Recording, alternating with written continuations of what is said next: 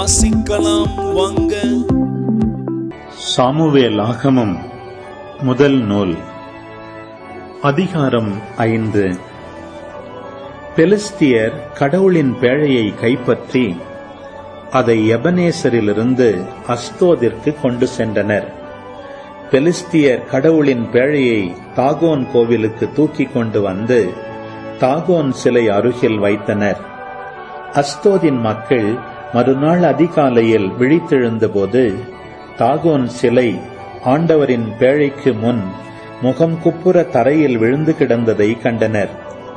அவர்கள் அதை எடுத்து அதன் இடத்தில் மீண்டும் நிறுத்தினார்கள். அவர்கள் மறுநாள் அதிகாலையில் விழித்தெழுந்தபோது தாகோன் சிலை ஆண்டவரின் பேழைக்கு முன் முகம் குப்புற தரையில் விழுந்து கிடந்ததை கண்டனர். ஆனால் அதன் தலையும் இரு கைகளும் துண்டிக்கப்பட்டு வாயிற்படியில் கிடந்தன. அதன் உடல் பகுதி மட்டும் எஞ்சியிருந்தது. ஆகவேதான் தாகோனின் அர்ச்சகர்களும் தாகோனின் கோவிலுக்குள் செல்லும் அனைவரும் அஸ்தோதில் இருக்கும் தாகோனின் வாயிற்படியை இந்நாள் வரை மிதிப்பதில்லை. அஸ்தோதின் மக்களை அழிக்கும்படியாக ஆண்டவரின் கை அவர்களை வன்மையாக தாக்கியது. அஸ்தோது வாழ் மக்களையும் அதன் எல்லைக்கு உட்பட்டவர்களையும் அவர் மூலக்கட்டிகளால் வாட்டி வதைத்தார். அஸ்தோதின் மக்கள் இவ்வாறு நிகழ்ந்ததை கண்டபோது, இஸ்ரவேலின் கடவுளது பேழை நம்மிடையே இருத்தலாகாது, ஏனெனில் அவரது கை நம்மையும் நம் தெய்வம் தாகோனையும் வன்மையாக தாக்கியுள்ளது என்று பேசிக்கொண்டார்கள். ஆகவே அவர்கள் ஆள் அனுப்பி பெலிஸ்திய தலைவர்கள் அனைவரையும் ஒன்று திரட்டி அவர்களிடம், இஸ்ரவேலரின் கடவுளது பேழையை நாம் என்ன செய்வோம் என்று கேட்டனர். அவர்கள் இஸ்ரவேலரின் கடவுளது பேழையை காத்து நகருக்கு எடுத்துச் செல்ல வேண்டும் என்று பதிலுரைத்தனர். அவ்வாறே இஸ்ரவேலரின் கடவுளது பேழையை எடுத்துச் சென்றனர். அதை அங்கு எடுத்துச் சென்ற பின் ஆண்டவரின் கை அந்நகரை வன்மையாக தாக்கி மாபெரும் அழிவை ஏற்படுத்தியது. அவர் அந்நகர் மக்களை சிறியோர் முதல் பெரியோர் வரை மூலக்கட்டிகளால் வதைத்தார்.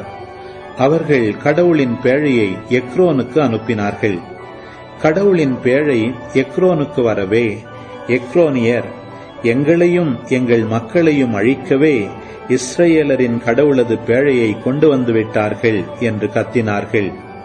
எனவே அவர்கள் ஆள் அனுப்பி பெலிஸ்திய தலைவர்கள் அனைவரையும் ஒன்று திரட்டி அவர்களிடம், இஸ்ரவேலரின் கடவுளது பேழையை திருப்பி அதனிடத்திற்கே அனுப்பிவிடுங்கள், எங்களையும் எங்கள் மக்களையும் அவர் கொல்லாதிருக்கட்டும் என்று கேட்டுக்கொண்டனர்.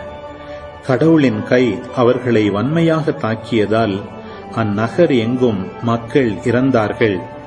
இரவாமல் இருந்த மக்கள் மூலக்கட்டிகளால் வதைக்கப்பட்டார்கள். அந்நகரின் கூக்குரல் வான்மட்டும் எழும்பியது. சாமுவேல் ஆகமம் முதல் நூல், அதிகாரம் 6. ஆண்டவரின் பேழை பெலிஸ்தியரின் நாட்டில் 7 மாதம் இருந்தது. பெலிஸ்தியர் அர்ச்சகர்களையும் குறி சொல்கிறவர்களையும் அழைத்து, ஆண்டவரின் பேழையை நாங்கள் என்ன செய்ய வேண்டும், அதை எவ்வாறு அதன் இடத்திற்கு நாங்கள் அனுப்ப வேண்டுமென்று தெரிவியுங்கள் என கேட்டனர். அவர்கள் கூறியது, நீங்கள் இஸ்ரவேலரின் கடவுளது பேழையை அனுப்பினால் அதை வெறுமையாக அனுப்பலாகாது.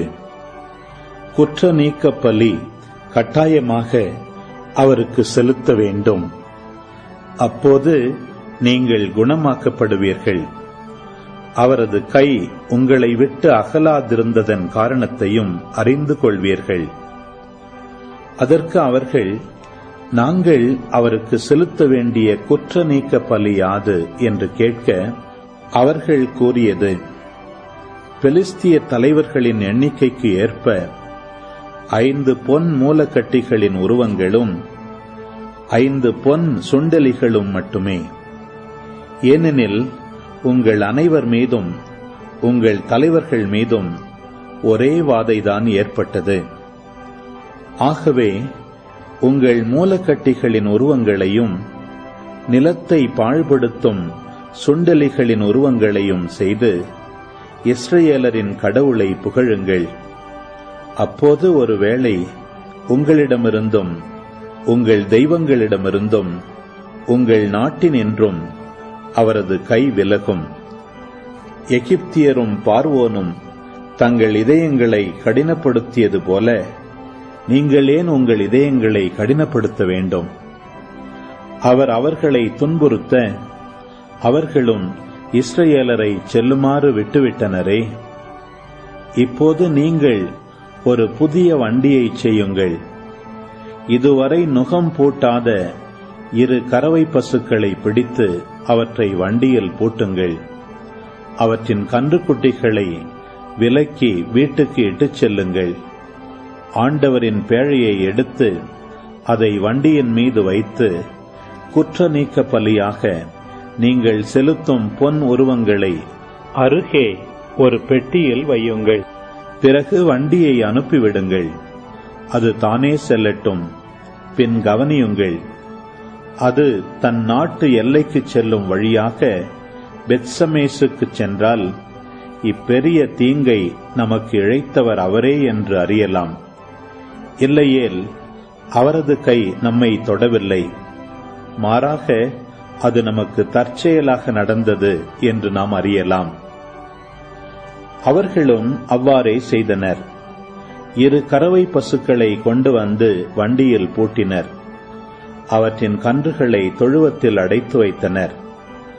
ஆண்டவரின் பேழையையும் பொன் சுண்டெலிகளும் மூலக்கட்டிகளின் உருவங்களும் வைத்திருந்த பெட்டியையும் அவ்வண்டியில் வைத்தனர். பசுக்கள் பெத்சமேசுக்கு செல்லும் பெருஞ்சாலையில் இடமோ வலமோ விலகாமல் நேரே கத்திக்கொண்டே சென்றன. பெலிஸ்திய தலைவர்கள் அவற்றின் பின் பெத்சமேசு எல்லை வரை சென்றனர். அப்போது பெத்சமேசு வாழ் மக்கள் பள்ளத்தாக்கில் கோதுமை அறுவடை செய்து கொண்டிருந்தார்கள். அவர்கள் தங்கள் கண்களை உயர்த்திய போது பேழையை கண்டு மகிழ்ச்சியுற்றனர். பெத்சமேசை சார்ந்த யோசுவாவின் வயலுக்குள் வண்டி வந்து நின்றது. அங்கே ஒரு பாறை இருந்தது. அவர்கள் வண்டியின் மரத்தை பிளந்து பசுக்களை ஆண்டவருக்கு எரிபலி செலுத்தினர். லேவியர் ஆண்டவரின் பேழையையும் அதன் அருகிலிருந்த பொன் உருவங்களை கொண்டிருந்த பெட்டியையும் இறக்கி பாறையின் மீது வைத்தனர். பெத்சமேசின் மக்கள் அன்றைய தினம் எரிபலிகளையும் வேறு பலிகளையும் ஆண்டவருக்கு செலுத்தினர். பெலிஸ்தியரின் 5 தலைவர்களும் இதை கண்டபின் அன்றே எக்ரோனுக்கு திரும்பினர். பெலிஸ்தியர் குற்ற நீக்க பலியாக ஆண்டவருக்கு செலுத்திய மூலக்கட்டிகளின் பொன் உருவங்கள் இவையே: அஸ்தோதுக்கு 1, காசாவுக்கு 1, அஸ்கலோனுக்கு 1, மாத்திற்கு 1, எக்ரோனுக்கு 1. பொன் சுண்டலிகள் அரண்சூழ் நகர்கள் தொடங்கி நாட்டுப்புற சிற்றூர்கள் வரை 5 தலைவர்களுக்கு சொந்தமான அனைத்து பெலிஸ்திய நகர்களின் எண்ணிக்கைக்கு சரியாக இருந்தன. ஆண்டவரின் பேழை வைக்கப்பட்ட அந்த பாறை இந்நாள் வரை பெத்சமேசை சார்ந்த யோசுவாவின் வயலில் உள்ளது. பெத்சமேசு வாழ் மக்களை ஆண்டவர் சாகடித்தார். ஏனெனில் அவர்கள் ஆண்டவரின் பேழைக்குள் உற்று நோக்கினர். மக்களுள் 70 பேரை அவர் வீழ்த்தினார். ஆண்டவர் மக்களிடையே இம்மாபெரும் அழிவை ஏற்படுத்தியதற்காக மக்கள் புலம்பினார்கள். பெத்சமேசு வாழ் மக்கள், இந்த தூய கடவுளாகிய ஆண்டவர் திருமுன் நிற்கத் தகுந்தவன் யார்? நம்மிடமிருந்து அவர் யாரிடம் செல்லப்போகிறார் என்று கேட்டுக்கொண்டனர். ஆகவே கிரியத்து எயாரிம் வாழ் மக்களுக்கு ஆள்களை அனுப்பி ஆண்டவரின் பேழையை பெலிஸ்தியர் திருப்பி அனுப்பிவிட்டார்கள். நீங்கள் வந்து அதை உங்களிடம் எடுத்துச் செல்லுங்கள் என்று சொன்னார்கள்.